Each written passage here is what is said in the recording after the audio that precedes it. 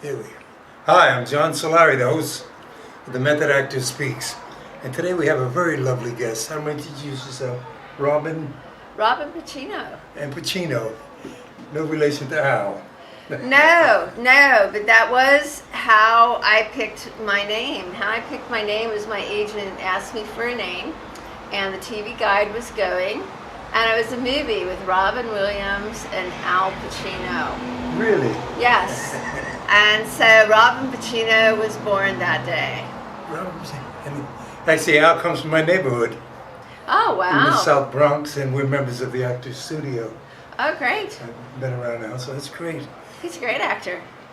That he is. He really devotes a lot of the theater he likes. He gives back. But let's get to you, Robin. I want to ask you a little bit. Now, this is your book. Yes. You can tell the. My book is called Pony Play with Sud Massan. Oops. Whoop! And there it goes. There is no holy grail, no correct or right way or better way to do pony play, but because of that, we tend to, there hasn't been any book on how anybody really does it. Really? So you could use this as a guide. It's all my thoughts about human pony play, how I do it, the cues I use, just everything. There's even diagrams how to make gear and tech on a budget. Gear and tech on a budget. Yeah. And because you can spend thousands of dollars on gear and tech for human pony play, or you can make it yourself for, $10. Now, pony play, can I ask you what that is? Pony play is any time that a human is emulating or acting like a pony. Oh. And we've done this for all humanity. Yeah, when you put the horse in, when you're a kid, the kid jumps on your back and you play. Yeah, you play her. Exactly. So this is just a more involved, extended version. Most of it, a lot of people do it non-sexually. And so it's just really about engaging in a play, and play really feeds the spirit. I think it's very important in keeping a youthful mind, a youthful spirit, and having something that you're passionate about. Some people like model trains. I like pony play. You like pony play. Can I ask you at what age did you realize that you enjoyed this or you wanted to pursue this? Pony play, as a kid, I remember having, I'm of the age that you ran down the stairs and got in front of the TV for Rin Tin Tin, Roy Rogers, and Sky King. That was I think it was Sunday morning. Usually it was Saturday morning. Or Saturday morning. I can't remember now. It was Saturday morning? Yeah. And, that was it. Like I was there, And then I had one of those spring-loaded horses. Not a rocking horse, but it was like 4 posts and they had springs. Then your horse was mounted on that, and then you rocked or you rode that. Right. And I had that. There was like some kind of cabinet and my record player, and I would put on a long playing LP and have my music and rock on my horse, and I was good for hours. I loved it. I even have a picture of me, it was Christmas, probably 4 years old, and not only did I get like every Barbie and Barbie thing and Barbie's Dream House, but I also got Adele Evans' cowgirl outfit and guns, and so I'm there in my little vest with the fringe and my skirt, and I am a happy girl. So those are my earliest memories, but as far as human pony play, I would say that back in the 1999, when someone was telling me about BDSM specifically, they introduced About what? BDSM, bondage, domination, discipline, submission, sadism, masochism, That's what BDSM stands for. And so when they were telling me about that, they explained to me that there was something called pony play. And I dabbled in it a little bit. And then if you see on the skin, I don't know if we can Sure. get a good picture of the cover. If you look at the It'll cover, come out really good, the cover later. yeah. There So we this go. is a picture that Ken Marcus, the Penthouse and Playboy magazine photographer, of course he's an independent photographer also, but he's best known in the 70s, 80s, 90s. He invented the glamour photography that those magazines did. So this was a photo shoot with him. How And it long ago was that? So this was in 2006. 2006, so that's... Not that long ago. It's really a great photo. I mean, And there's people see several in the book it's a from very Ken. interesting photo. It has about 25 photos in it altogether. But in doing that photo shoot with Ken Marcus, I got to put together my tack, my gear, my look as a pony, and I became really, really interested in it because it kind of clicked that pony play was more than a model putting on gear and tack, that there was actually a spirituality to it, that there was more to it. What do you mean by spirituality? I would say that in your heart, all of a sudden you identify with being a pony. Oh, there you go. It's something, a pony, if you think about it, horses improve the life of mankind. Oh, yes, I believe that. When we discovered our friendship with horses, and they didn't need us, but we definitely needed them. Horses represent power and travel and strength. They gave us the ability to travel long distances. They enabled us to do farming and plowing. They enabled us to move our stuff, you know, by carting it around. They improved humanity 1,000-fold, 1,000,000-fold. I mean, without them, we wouldn't be where we are today. Stuck Yeah. And so, it's also a really great play in that it is like an umbrella for other types of play, because once you become a pony, there's this whole eroticism in the carriage of your body. All of your tack and gear and things, it can be made out of like leather if you like leather, or rubber if you like rubber. You can design it so that you feel very sexy in it. It is a bondage. It controls you. It encompasses you. It constricts on your body. You're held in there. Someone else can then take reins on you and manipulate the harness that you have on to control your body. It also involves domination and submission, even though you can be a very spirited pony because you're now controlled. You now can be trained and taught, so there's dominance and submission. You can learn a discipline, like doing hunter-jumper or dressage or Western play. So there's What training. does that mean for the audience? So if you see any equine play, Western play, rodeos, you've seen horses do barrel races, bio horses do barrel races. Well, in pony play, we set up our ring, our arena, and we put out the barrels and we race too. It's really, really fun. I think that on some equestrian events that people will jump the hunter-jumper. They'll jump the routine beforehand because it's fun. And they don't consider themselves human pony players, or maybe they do, But the minute anyone, absolutely anyone, acts like or emulates a pony, that's pony play. You don't have to be wearing a fancy outfit.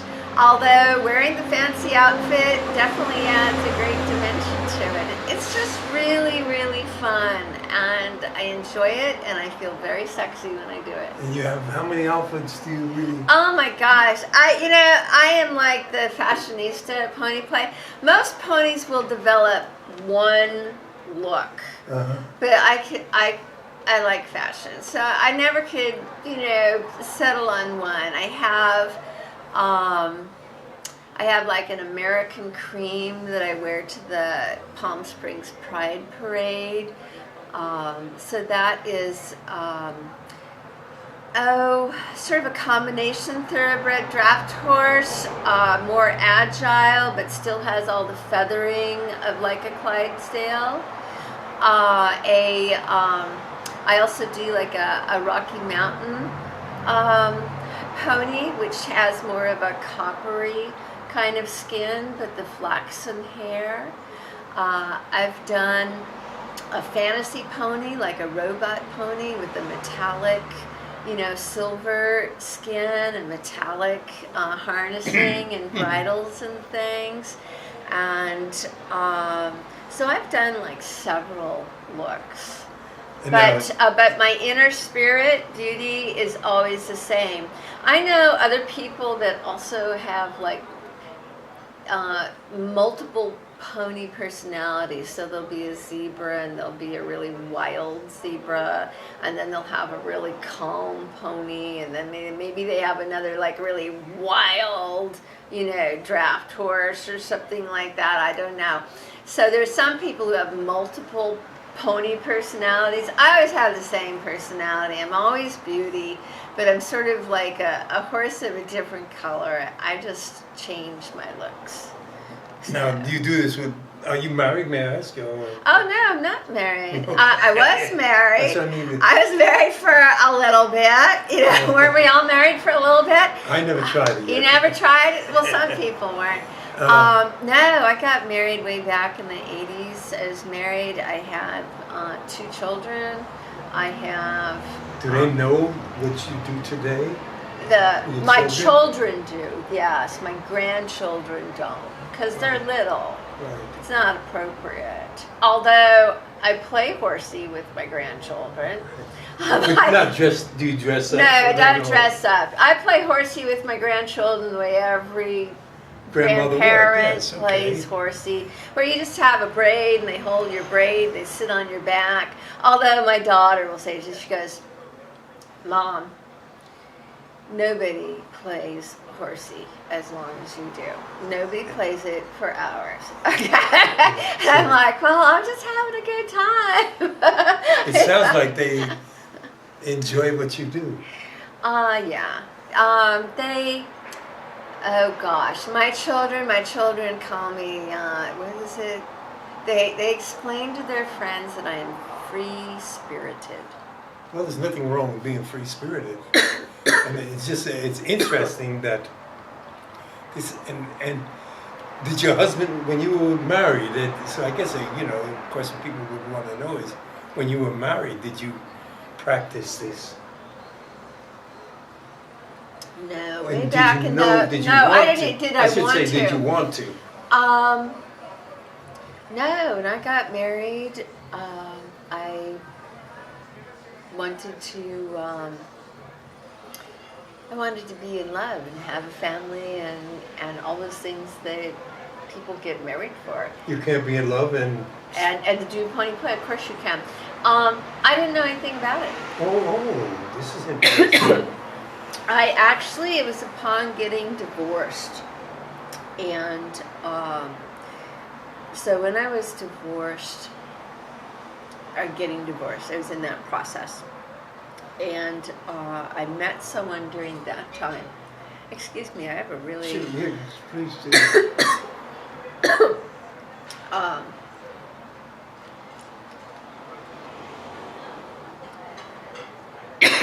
Would you like I have a... So sorry. No, that's all right. I have one of these that good for the throat. It's unbelievable. Okay. It's and it's at coffee shops. Okay, great. It'll- So, so when I was in the process of getting divorced, I met someone that told me about BDSM, and That's an interesting. While you're taking that, let me just tell you a quick story on that. In Greenwich Village, I went to acting school in Greenwich Village in the '60s, and this is 1967, and go-go was new and this and that, and I knew a madam, and there was also, her name was Frenchie, and if you old-timers from the village will remember her, she was one of the first 44 Ds to become a topless dancer, but she was also into S&M, and she was really gorgeous, a wonderful person, but I was always afraid to go to bed with her because I didn't want to wake up in handcuffs. And she used to tell me about her clients. She had a client, she told me it was a psychiatrist, who used to like to stand on his head in her closet and smell her shoes. And she would, with the whip and everything, get dressed up. And when you first hear that, you think, it can't be possible. But later on, throughout life and living, I come to it's understand. possible. Believe me, it's possible. It's just amazing. No. That There are people, I've walked down the street, especially in summertime, and with these cell phones. you smell so good now with the I NSF. know, with that, huh? So in summertime, you'll be walking along, and there'll be someone who'll have out their cell phone. Uh-huh. And it looks like they're looking at their cell phone, but if you look at it, they have the camera on.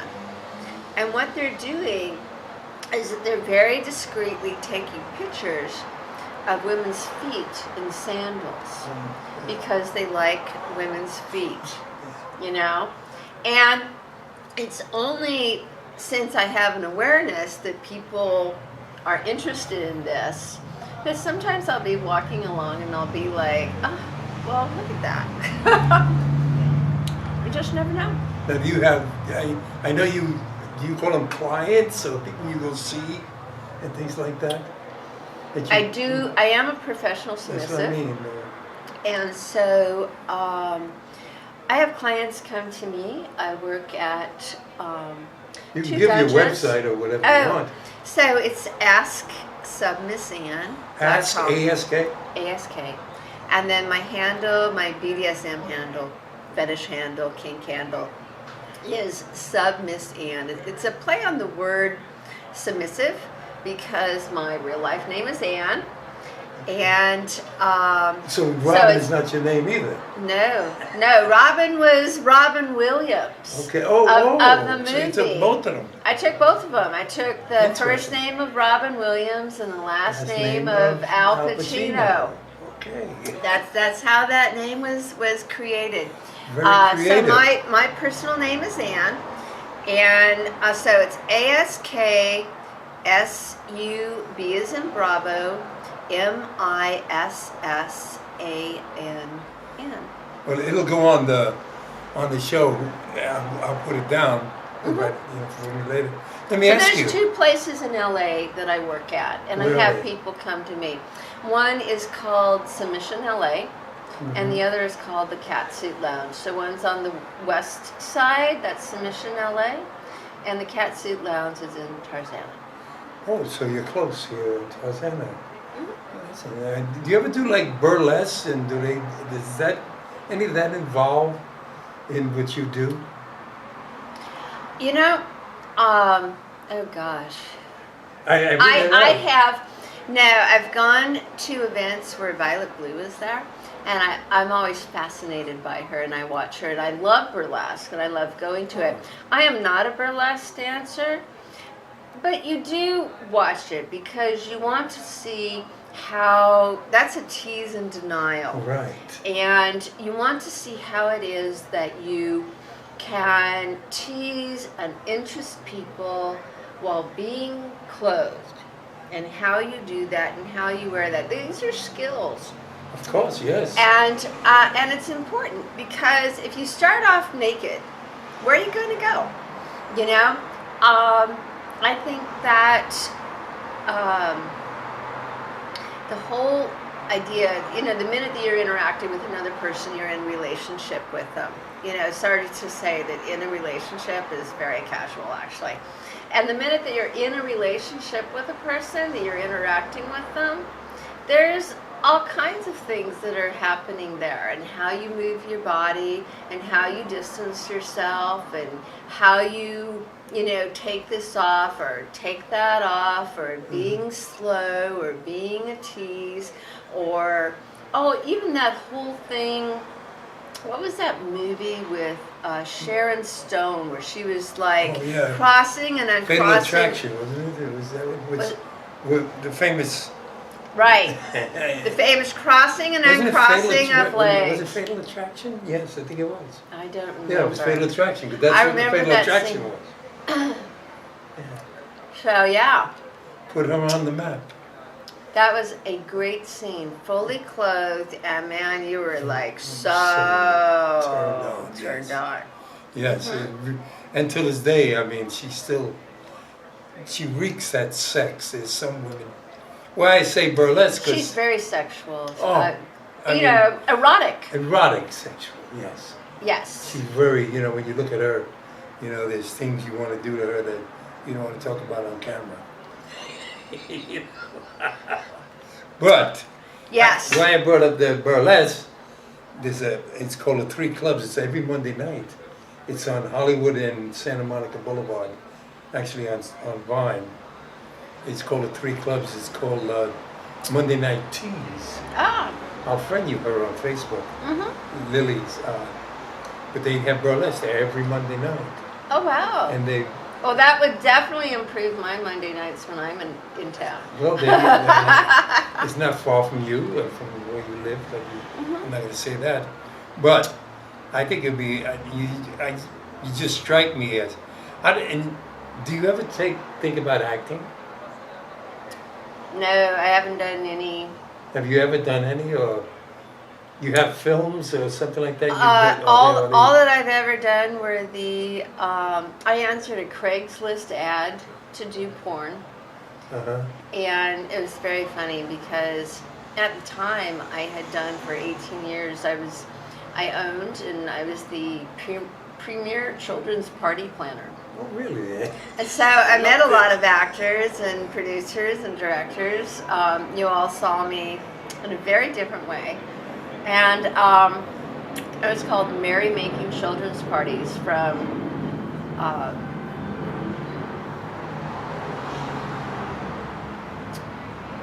Possibility to Reality. That was the entire name of the company. It was called Merry Making for short. And so I'd done it for 18 years, and I was tired of it. It just, all of a sudden I got to this point where I just didn't want to, 500 to 2,000 children per week for 18 years is a lot of children. Sure. And I had a great time, and I loved doing it. I have absolute treasure box moments. Like I would go to discuss a child's party, with their parents, and a child would come out with their little treasure box they had made at one of my parties, and to show me that they still had it, and it was still great, and it was phenomenal, but I was like done. And so I answered a Craigslist ad, and it happened to be put in by one of my bartenders. So there was that great moment where he was looking at my fetish pictures that I had seen him. And he was like, well, I think you're great. We're going to do MILF porn. And he goes, but I don't guarantee that, that you'll make it or not. Do you have a job? And I was like, I'm a clown. And all of a sudden at the other end of this phone was, oh my God, I know who you are. Because I had employed him. He was my employee. And I was like looking at the phone going, just shoot me now. So, but that was actually a great relationship because Matt Matthews was my agent. And that, of course, was a made-up name also. And In that we business, had they all are. we had a great relationship. I had the most fun. It was, I got paid well, I had fun. I just went and had fun and was natural and, so no acting lessons, sorry. Well, I bring it up because I had Karen Summers, who was a big adult star in the 80s, and now is making a comeback. And I just did a couple of shows with her there on on YouTube and this and that. Actually, I friended her to you, and they want to take lessons, and we want to start teaching, because I believe the crossover is there, and our idea was to have adult stars, actors come, and only that.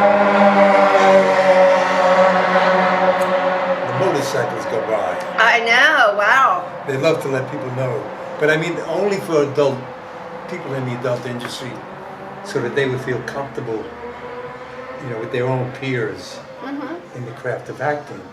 Because crossover now is up and it's big, Oh, wow. and you can do that. Because I always believe if a woman or an actor, male or female, is willing to get naked, like you said before, where do you go from there? You go everywhere. You really do. Wow. Because I teach acting and stuff, but I'm saying you go everywhere after that, because just by your lifestyle, I'm sitting there listening to you, and I'm saying, this is a woman. Now I don't know if you want to tell people when you started doing this, how old you were. I was 50. Okay, for the audience, tell the audience. So I'm Imagine 50. that I'm older than 50 now. But I'm saying, it's same like with Karen Summers, who's 50 now. Oh, yeah. And making a comeback. But I'm listening to you and I'm saying, wow, this is what I'm talking about. The talent is there, it just needs to be brought out. I'd be open to it. Well, that's what I mean, yes. I'd have to guess, study. Right now I'm a little booked, but well, it'll be in a few, maybe in September or something like that. We're looking to do, but there's a book, and I had it early. It's called A Challenge to the Actor. Okay. I'll get it. I'll just show it to you. It's by Uda Hagen. And one thing I want to mention right here is that women do not have a shelf life, and women today are looking so wonderful and alive and engaged in life, way past an age that for you to wrap your head around.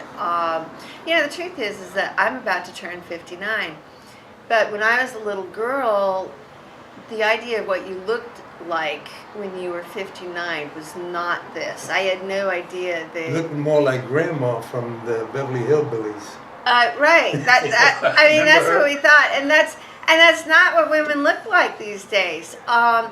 People need to get over the idea of what a number is, and look at the woman that they're engaged with, the woman that they're looking at. Some women just have a very youthful spirit, and it shows on the outside, and they're still going. So women have no shelf life. Well, that goes for men too. That's true. That's true. But I think that in general, men have had a better, leading men. Leading men can be leading men in film industry way older than in America, but not in Europe. The shelf life goes on. You take people like Helen Mirren, this and that, Judi Dench. In Europe, they appreciate age. Oh, that's Here great. they don't. Sophia Loren. How ageless is she? The only woman I was ever man. afraid of. I was always afraid of her. Why? Oh my gosh. What do you do? I used to think, what would I do if she came to me? Oh man, I would want to do all kinds of things with Sophia Loren. Of course. I was with her. Of course. Now, that's interesting you say that about Sophia Loren. So is it a bi thing? With Not only do I think I am bi, but not only do I think this is the thing, is I'm attracted to people here. you know, this is your big sex organ, and up here is your mind. I'm attracted to interesting people. Interesting people just, you know, you engage the mind, you attract it there, and everything else follows. A pretty boss is just a pretty boss, you know, but